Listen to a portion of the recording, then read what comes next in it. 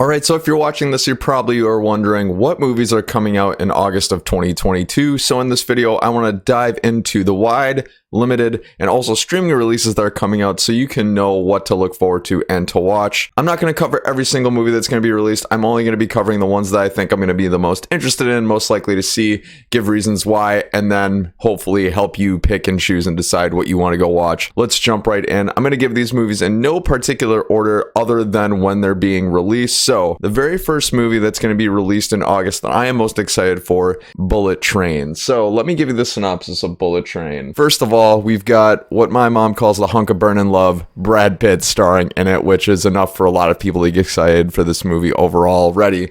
But looking at the synopsis, in Bullet Train, Brad Pitt stars as Ladybug, an unlucky assassin determined to do his job peacefully after one too many gigs gone off the rails.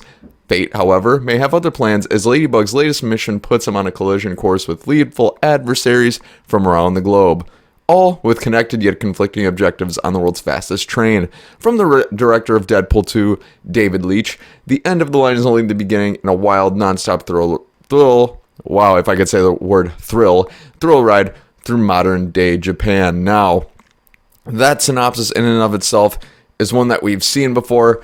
An ex-spy who's kind of transitioning through his career, trying out some other things, but the synopsis, it wasn't really enough to get me excited, and honestly, even the first trailer wasn't enough to get me excited. But when I take a closer look at the cast and crew between Brad Pitt, Joey King, Aaron Taylor Johnson, Brian Tyree Henry, Andrew Koji, and Hiroyuki Sanada, that's enough to get me absolutely pumped for this film. Like I said earlier, when I first saw this trailer for Bullet Train, initially I thought to myself, this movie looks really stupid. To me, it just looked like a jumbled action mess with Brad Pitt doing random things. However, more trailers have come out. I've gotten to see a lot more action. I've gotten to see a lot more of the vibe of what the movie's going for, and it's enough to get me really, really excited. Basically, the spy who thinks he's going to be having an easy time with an easy job and a more peaceful one, he's just trying to find his, what's the word I'm looking for? His peaceful end to his career when all of a sudden things just go way off the rails and go really unexpected. I'm excited to see how that's going to turn out. Plus, I'm a huge fan of, like I said, most of the cast. I'm familiar with a lot of their work, especially Brad Pitt. Obviously, most people are familiar with his work. I'm a big fan of Brian Tyree Henry, especially since he's risen from the ranks of Atlanta. Aaron Taylor Johnson, I've grown a liking to from the likes of Tenet, also Avengers Age of Ultron. I really enjoyed that film. Andrew Koji from G.I. Joe, Snake Eyes Origins, all that other good stuff. So I think this month is going to start off with Bullet Train. It's going to debut in theaters August 5th. If you guys love the hunk of burnin' love in Brad Pitt, I think you're going to have something to look forward to in this film. Coming up next for the month of August, and actually I think my most anticipated movie of the month is going to be a movie called Emily the Criminal starring Aubrey Plaza. Now, the really exciting thing about this movie is that the review embargo has already been lifted. This is a limited theatrical run, so not every single theater across the United States is going to be showing this movie, but it's already got a 93% on Rotten Tomatoes after 69 reviews, and it doesn't come out for another 2 weeks. That shows a ton of confidence in this film from the studio. It shows a lot of excitement.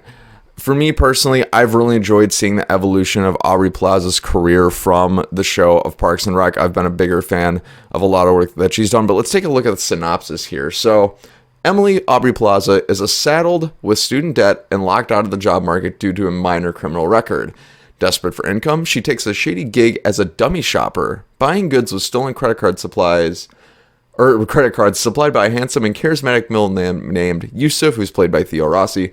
Faced with a series of dead-end job interviews, Emily soon finds herself seduced by the quick cash and illicit thrills of black market capitalism and increasingly interested in her mentor Yusuf.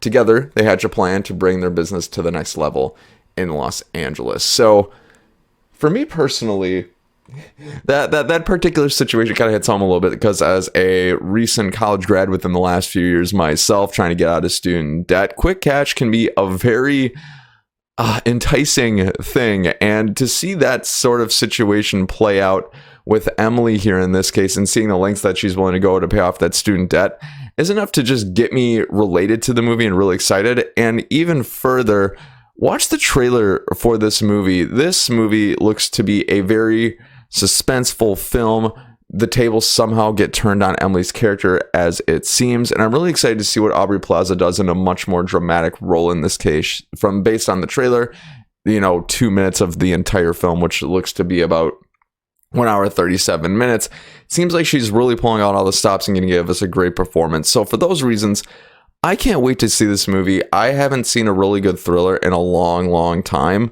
and I am hoping that this movie can bring something to the table that I wasn't expecting. So for those reasons, I think you guys should check out Emily the Criminal, especially if you're a former college student like me who goes into debt and fantasizes about ways they can pay off that debt. So check it out. Let me know how it goes. It comes out August 12th of 2022. That brings me into the third film, which is going to come out the same weekend as Emily the Criminal, and it's going to be a good old movie called Fall. And Fall stars a bunch of actors that I have no clue who they really are. Let me pull up Rotten Tomatoes here. And this is going to be another limited theatrical release, so it's not going to be playing in every theater across the United States. But the movie essentially comes down to this. It's another thriller film, so I'm going to end up seeing 2 thrillers in one weekend, hopefully. These 2 people climb to the very top of a 2,000-foot radio tower and get stuck. Now they got to find their way down. That simplicity is enough to deeply intrigue me into seeing how this movie plays out. Let me give you a little bit of the synopsis. For best friends Becky, who's played by Grace Carolyn Curry, and Hunter, who's played by Virginia Gardner, life is all about conquering fears and pushing limits, so they're adrenaline junkies essentially. But after they climb 2,000 feet to the top of a remote, abandoned radio tower, they find themselves stranded with no way down. Now Becky and Hunter's expert climbing skills will be put to the ultimate test as they desperately fight to survive the elements, a lack of supplies, and vertigo-inducing heights in this adrenaline-fueled thriller co-starring Jeffrey Dean Morgan. So I take that back. I know who Jeffrey Dean Morgan is. I've seen him in quite a few films. But like I said, the beauty in the synopsis and in the trailer for me is the fact that this is very simple. It's going to mainly star 2 people for what it seems like most of the movie, who face an impossible situation that none of us can imagine. And especially for a guy like me who's deeply afraid of heights, I can't imagine being stuck 2,000 feet at the top of a radio tower with no way down. That would just freak me out. I'm sure some of you who are watching this right now probably feel the same way. And I'm intrigued to see how these 2 people are going to find their way down. And what I really like about this film in general too is the fact that it's so simplistic in nature. And for me, the sweet spot of run times with a simplistic nature like that is about an hour and a half. And this movie is clocked in about 1 hour, 37 minutes. So that always feels my cause for movies whenever they have more concise run times. I just always appreciate that sort of thing. So for those reasons, I cannot wait to go see Fall. For those of you who are afraid of heights, for those of you who are adrenaline junkies, I think you'll have something to look forward to here. Plus, it's something different. Like I said, it's a limited theatrical run. It's going to come out August 12th, 2022. Let's see how it goes, and I'm looking forward to this one. Now, coming up next on the list of movies that I'm excited for the month of August of 2022 is a little movie called Breaking, starring John Boyega. For those of you who don't know who John Boyega is, he was Finn in the latest Star Wars sequel trilogy. I watched the trailer for this and I was immediately hooked and enamored. Basically, it goes like this. This guy walks into a bank, threatens them with a bomb, and it turns out he is a military veteran of the United States of some kind. He needs money for something, and that's essentially all the trailer gives us. This is another thriller film, so apparently August 2022 is the month of thrillers. For whatever reason, I'm totally okay with it, but the synopsis goes like this. When Marine veteran, like I said, military veteran, Brian Brown Easley is denied support from Veterans Affairs, financially desperate and running out of options, he takes a bank and several of its employees hostage, setting the stage for a tense confrontation with the police. Based on the true story. Wow, so that I had no idea that this was based on a true story, so that makes it even more interesting. And it turns out right now the review embargo has lifted almost a whole month before the movie comes out. It looks like it's coming out August 26th of 2022.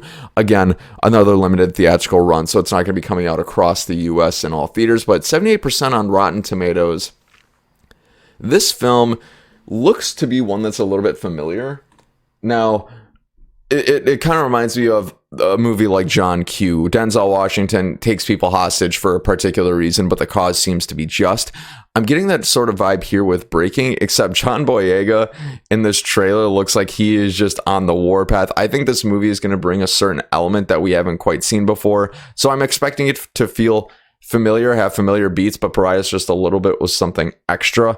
And I'm hoping it kind of explores the question around veterans who struggle to get support after they go on active duty. That's just something that's a conversation that always intrigues me.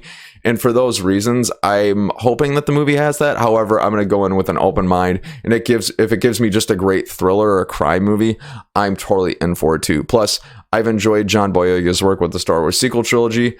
Admittedly, I've got to get myself more familiar with his other work because he does a lot of other awesome things. Attack the Block is where he got his first big break, I believe. He's done another film, I believe, called Detroit that's supposed to be really phenomenal. So I've got to catch up on some of John Boyega's work. However, I really enjoy him. I think he's charismatic, and I think he's going to do a great job here and provide us with a really awesome story. So for those reasons, I'm looking forward to Breaking. It's going to debut on August 26, 2022. Limited theatrical run. So another thing to keep your eyes open for. Now, that'll bring us into, I believe, the last movie that I'm looking forward to in the month of August. The month of August looks to be pretty stacked, so I'm very, very excited. It's going to be a Sylvester Stallone film called Samaritan. Let me jump on over to Rotten Tomatoes. So Samaritan has been a movie delayed by the pandemic, and it's a Sylvester Stallone superhero movie. Now, for me personally, I fell in love with Sylvester Stallone when I was in 6th grade with all the Rocky films. I remember coming home from middle school on early release days and just watching all of the Rocky films. I bought all 6. I watched them for months on end. I was obsessed. So I'm really looking forward to seeing Sylvester Stallone be an actual superhero rather than just a boxing superhero. And I think this film just is going to provide something different in the superhero space. I mean, a lot of people in the United States and across the world seem to love the DC universe and the Marvel Cinematic Universe, which I do too as well. A lot of people like them. They're good movies. However, I think Samaritan's going to provide a different flavor of that none of us have quite seen before, especially with the idea that Sylvester Stallone's going to be playing a superhero who's long past retirement and is just trying to move on with his life. So I'm curious to see how that sort of plays out. But this is what the synopsis looks like. 13-year-old Sam Cleary, played by Javon Wana Walton, suspects that his mysterious and reclusive neighbor, Mr. Smith, played by Sylvester Stallone, is actually a legend hiding in plain sight. 20 years ago, Granite City's superpowered vigilante Samaritan was reported dead after a fiery warehouse battle with his rival, Nemesis. Most believe Samaritan perished in the fire, but some in the city, like Sam, have hope that he is still alive. With crime on the rise and the city on the brink of chaos, Sam makes it his mission to coax his neighbor out of hiding to save the city from ruin.